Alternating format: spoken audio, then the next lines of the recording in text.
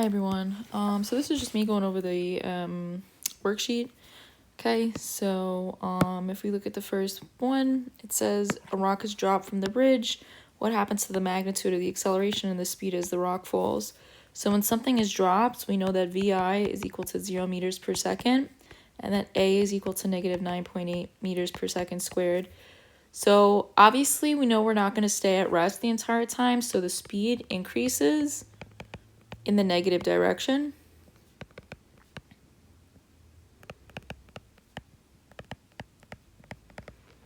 Okay, so answer choice 4 makes the most sense. Then if we scroll down, it says a rock falls from rest a vertical distance of 0.72 meter to the surface of the planet in 0.63 second. The magnitude of the acceleration due to gravity on this planet is, so again, it's falling from rest, so VI is equal to 0 meters per second.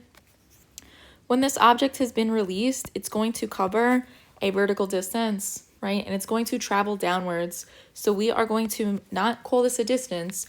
I'm going to call it a displacement, right? Because a displacement is a vector and has the direction component, and make it negative 0.72 meters. The time is going to be 0.63 seconds. Remember, acceleration due to gravity is caused by gravity, and gravity pulls all objects downwards, which is why we put in the minus sign. So again, this question is asking the magnitude of the acceleration due to gravity. So yes, we will get a negative solution, but at the end, we're going to ignore the minus sign and box in a positive solution only. So if you're wondering what equation we would use, we have D equals VIT plus 1/2 AT squared. So I have negative 0.72 meters equals 0 meters per second times 0.63 seconds plus 1/2 times A times 0.63 seconds squared. This whole thing becomes 0. And then what you're going to do, because I noticed that a lot of us have a little bit of a hard time with this, you're going to clean this up first, right? So 0.63 squared, and then you're going to multiply by 1/2. So I'll do that right now in my calculator. Oops, what the heck is this? Okay, so we have 0.5 times 0.63 squared, and you should get a solution, negative 0.72 equals 0.19845. Oops, A, don't forget the A, LOL. So divide this number out on both sides. You want to get the A isolated. Okay, you end up with an acceleration due to gravity, let me divide this, of 3.63 minus meters per second squared. However, because they want the magnitude just means a positive number. And so we're saying that the magnitude of this acceleration is just positive 3.63 meters per second squared. Okay.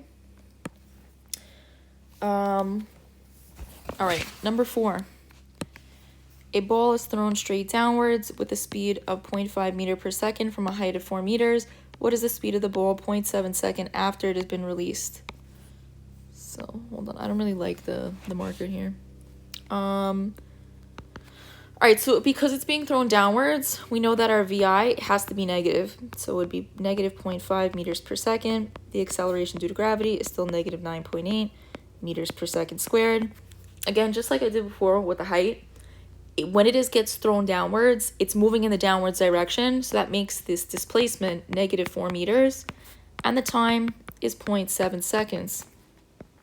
We want to find the final speed of this ball after a certain amount of time has passed. Nowhere do they say, yeah, it takes 0.7 seconds for it to fall 4 meters. It does not say that. So with that being said, this is there to trick you. Do not use distance.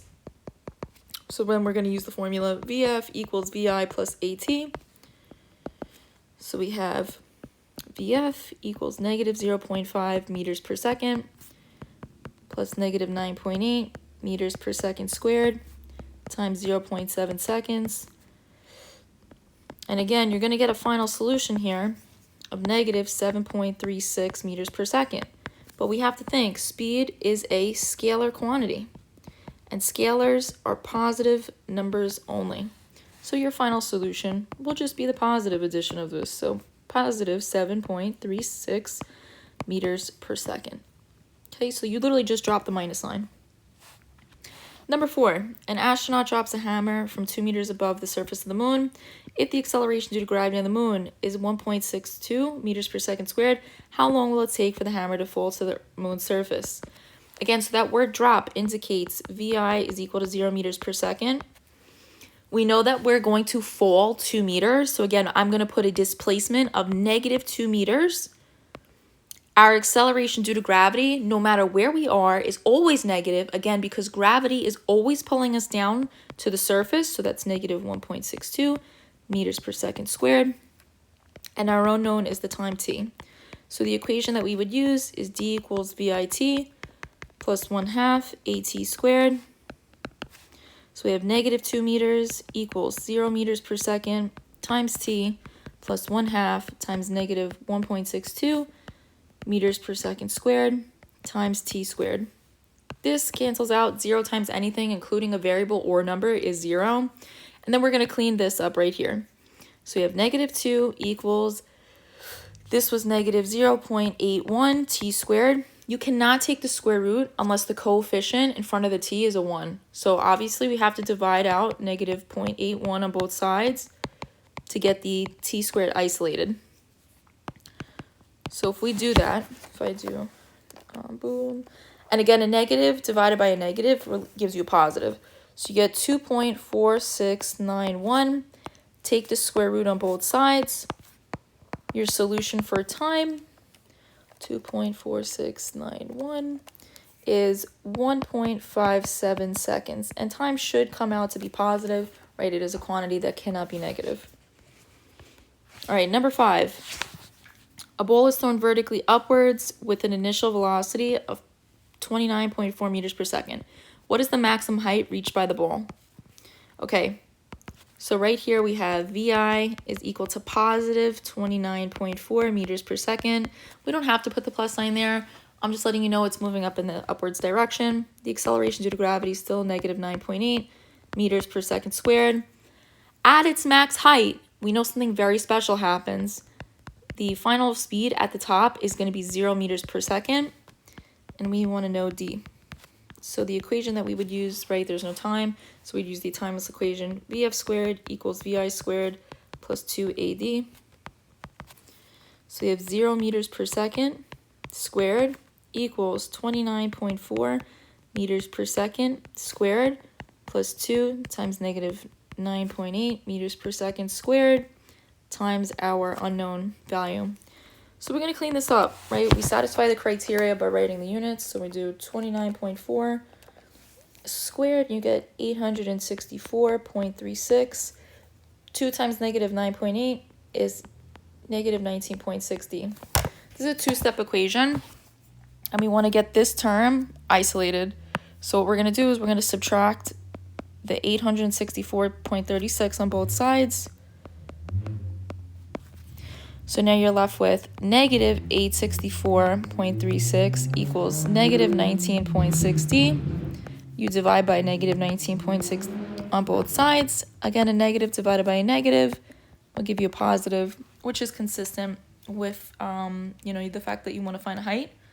And you get 44.1 meters. Okay. Number 6, a ball is hit straight up with an initial speed of 28 meters per second. What is the speed of the ball 2.2 seconds after it has been hit? Okay, so we have initial velocity or speed of 28 meters per second. I know the acceleration on Earth is negative 9.8 meters per second squared, and the time here is 2.2 seconds. If you're wondering, why can't I say that VF is equal to 0? Well, they didn't tell you that it's at its max height. So unless it's at the max height, then it's not at 0. Okay, so the equation you would use is VF equals VI plus AT. So VF equals 28 meters per second plus negative 9.8 meters per second squared times 2.2 seconds.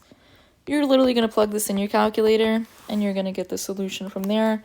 So 28 plus negative 9.8 times 2.2, and you should get 6.44 meters per second. Okay. Number 7, what is the speed of a 2.5 kilogram mass after it has fallen freely from rest through a distance of 12 meters? Okay. So because it's fallen freely from rest, we know VI is equal to 0 meters per second. A is equal to negative 9.8 meters per second squared. Again, the object, once released, is going in the downwards direction. So I'm writing a displacement, not a distance. So I'm putting negative 12 meters. And I'm looking for VF. Okay, so again, we see that there's no time, so we'll use the timeless equation. VF squared equals VI squared plus 2AD. And then we'll substitute. So we have VF squared equals 0 meters per second squared plus 2 times, sorry, that's my clock in the background. It's going to go off every 15 minutes. Okay, so we have negative 9.8 meters per second squared times a distance, or excuse me, displacement of negative 12. Okay, so a negative times a negative will give you a positive, and that'll make sense because when you go to take the square root in just a little while, you'll be like, oh wow, my square root does not, have a negative sign in it. So that's how you know you're getting rid of the negative signs. Okay, so I got VF squared equals 235.2. I take the square root on both sides, and we're going to say that VF is equal to 15.34 meters per second. Okay.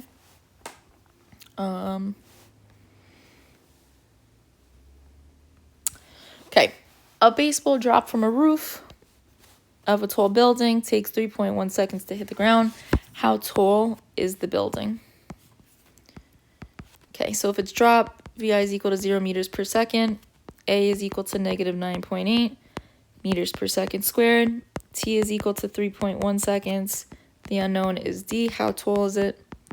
So you're looking at D is equal to VIT plus 1/2 AT squared. So D is equal to 0 meters per second times 3.1 seconds plus 1/2 times negative 9.8 meters per second squared times 3.1 seconds squared. Okay, so this whole thing becomes 0, and you're going to plug into your calculator.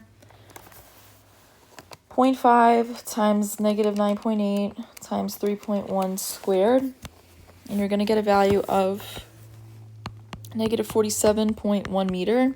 But when something is asking how tall is it, that's saying how, like, what's its height, so you should be giving a positive solution.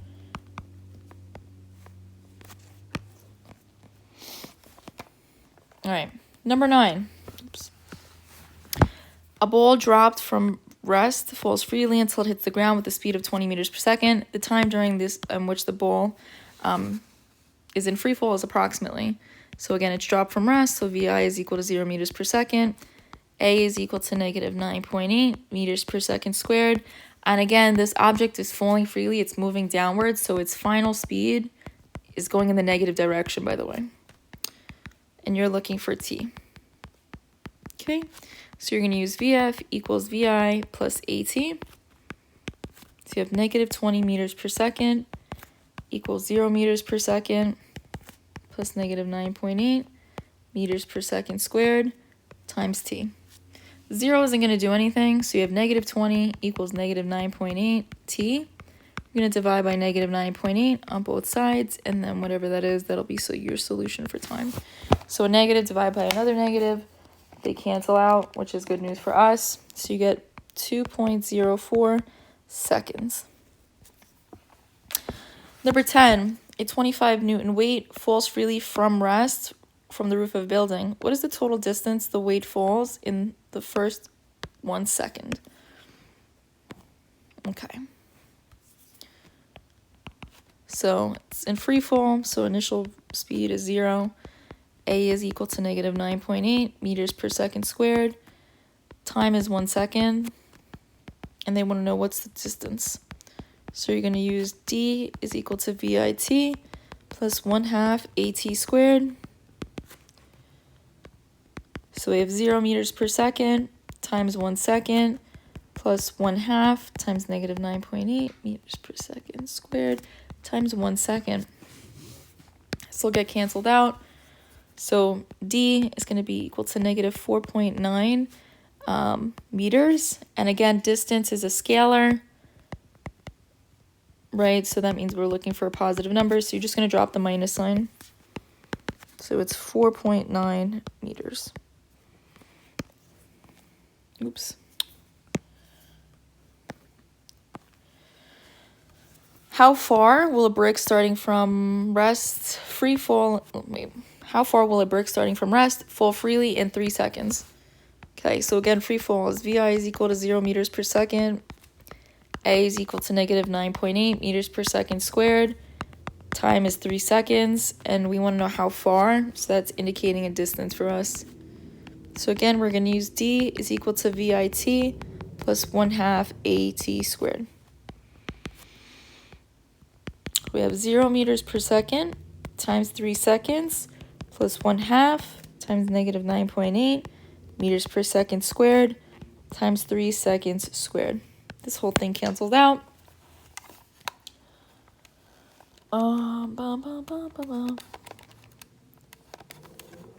Okay, so we get D is equal to negative 44.1 meters.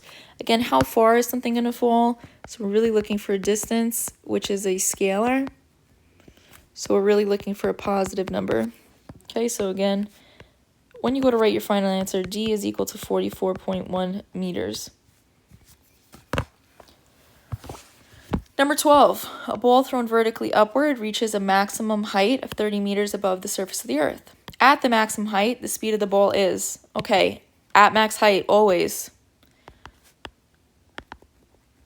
right, your VF is equal to 0 meters per second. And that is always true when you throw an object upwards. Okay. A 0.25 kilogram baseball is thrown upward with a speed of 30 meters per second. Neglecting friction, the maximum height reached by the baseball is approximately. All right, so we know that VI is equal to positive 30 meters per second. We know that A is equal to negative 9.8 meters per second squared. And we know that VF, right at the max height, is going to be 0 meters per second. I don't know why I just drew that parenthesis there. So let me erase that.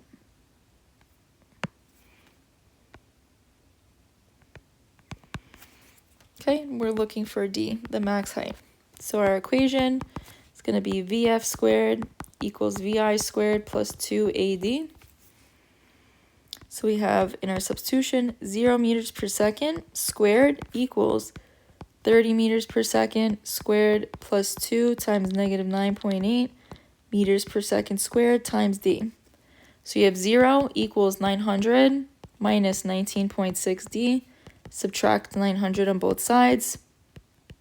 So negative 900 equals negative 19.6 D. Divide negative 19.6 on both sides. So again, height is a scalar. It cannot be negative. So 2 negatives when divided will give you a positive. So your height in this case,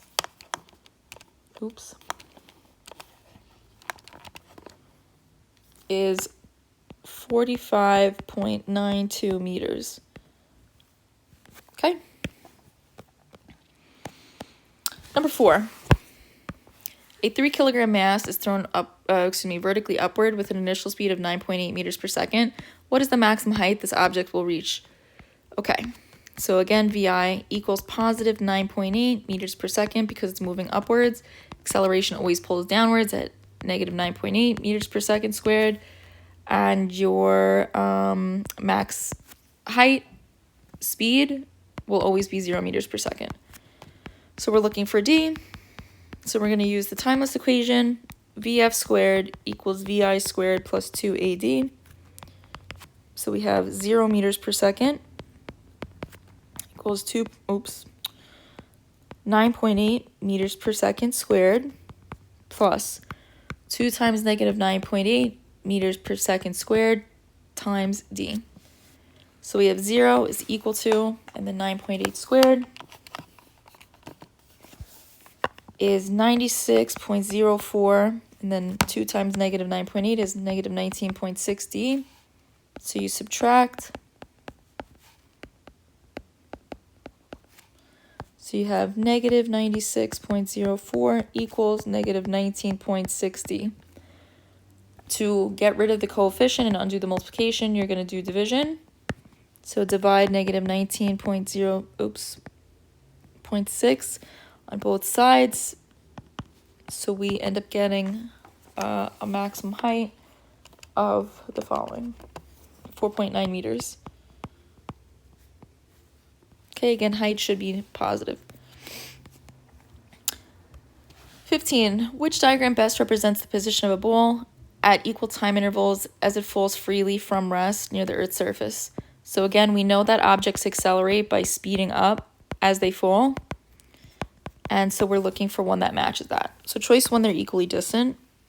Choice 2 shows that the distance is increasing in a non-constant rate over time. So that might be the answer. Choice 3 shows it going backwards. It shows that it's going from being farther away to coming closer together. So that means it's slowing down, which does not happen when we're in free fall. We actually speed up. And then 4 is an inconsistent pattern. Okay, so 1 is moving at a constant motion or constant velocity. So therefore it is answer choice 2. A ball is thrown straight upward from the surface of Earth. Which statement best describes the ball's velocity and acceleration at the top of its path? Okay, so it's moving upwards. So up here at its max height. What we do know is that VF equals 0 meters per second, but the acceleration due to gravity on Earth doesn't ever change, so it's still the same number. So acceleration is not 0, right? It's non-zero. So you can get rid of A and C. And then we know the velocity has to be 0. So therefore it is answer choice B. The graph below shows the relationship between the speed and the elapsed time for an object falling freely from rest near the surface of the planet. They want us to find what is the total distance the object falls during the first 3 seconds. So let's find an equation that has V, T, and D, which on the reference table is this one. I want to manipulate it so that D is isolated, so I multiply by T on both sides, and I get D is equal to V times T. Multiplication tells me I must use the area under the line to figure this out. So at 3 seconds, I literally see a triangle. So I'm going to say that the distance, which is equal to the area of a triangle, is 1/2 base times height. So we have 1/2, the base is 3 seconds, right? 3 seconds. The height is 8 meters per second. So our distance, which is equivalent to the area of a triangle, 3 times 8 is 24, divided by 2 is 12 meters. Okay. Number 18, a freely falling object near the Earth's surface travels downwards at a constant. Constant means the value doesn't change. So let's think about it. We know that VI is equal to 0 meters per second, but that speed increases over time. So it's definitely not speed that's being constant, so we can get rid of the velocity answers. And then we know that we're on Earth, so I apologize, this is the old worksheet, but our value is negative 9.8 meters per second squared. Again, this just means downwards. The actual magnitude of the number is just 9.8. Okay, so it's answer choice B. Number 19. As shown in the diagram, an astronaut on the moon is holding a baseball and a balloon. The astronaut releases both objects at the same time. What does the astronaut observe? Note, the moon has no atmosphere. Okay, so no atmosphere means no air resistance, which means all objects fall at the same rate.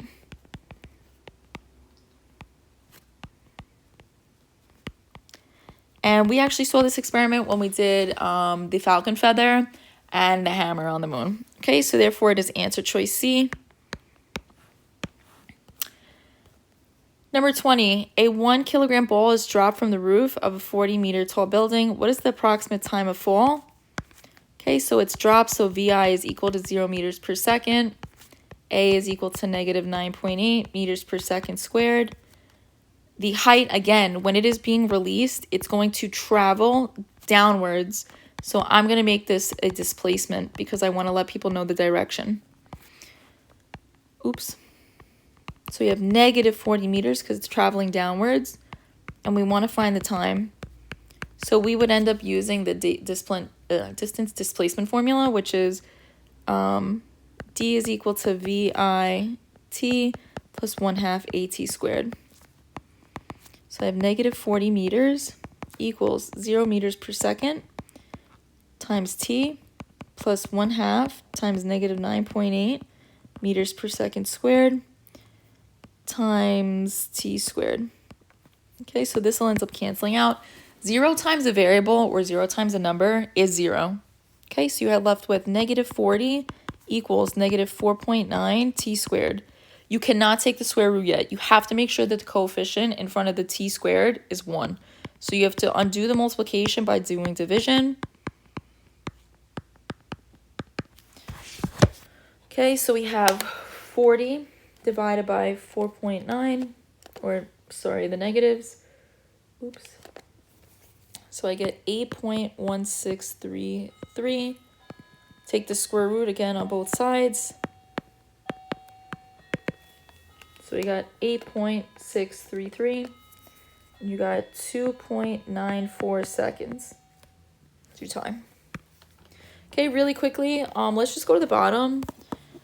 The graphs, right? We have to know the distance versus time graphs. So when we're free falling, we are accelerating. Specifically, we're speeding up.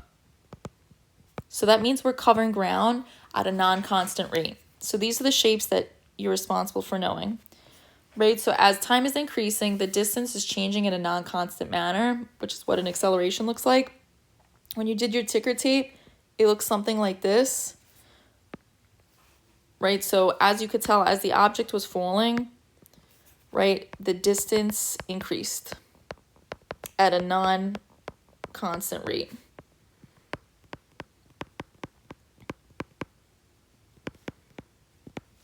Okay, that's what we're looking at, the dots there. On a velocity versus time graph, constant acceleration looks like that because we're on Earth. So all objects accelerate at negative 9.8 meters per second squared. Again, the minus sign just means downwards, but the magnitude itself is just 9.8.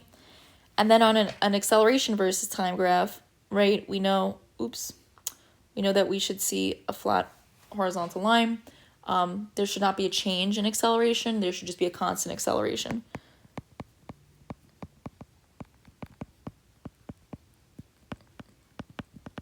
Okay, so again, area of x and y axis, multiplication of x and y axis equals the area. So beware of shapes.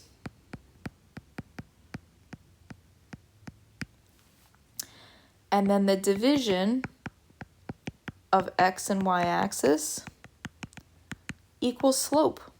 Okay, so you're going to choose 2 points. So this theme right here will not go away. So the multiplication tells you area. Okay, and that's why I'm saying you have to be aware of the shapes. And then division, right, tells you that it's the slope. Okay, all graphs come from formulas, so please don't get too caught up on that. But if you're like, oh, I have to multiply the x and y axis, just make sure that you pay attention to the shapes that you have underneath the shaded line. Okay, so hopefully this helps. I wish you the best of luck on tomorrow's exam.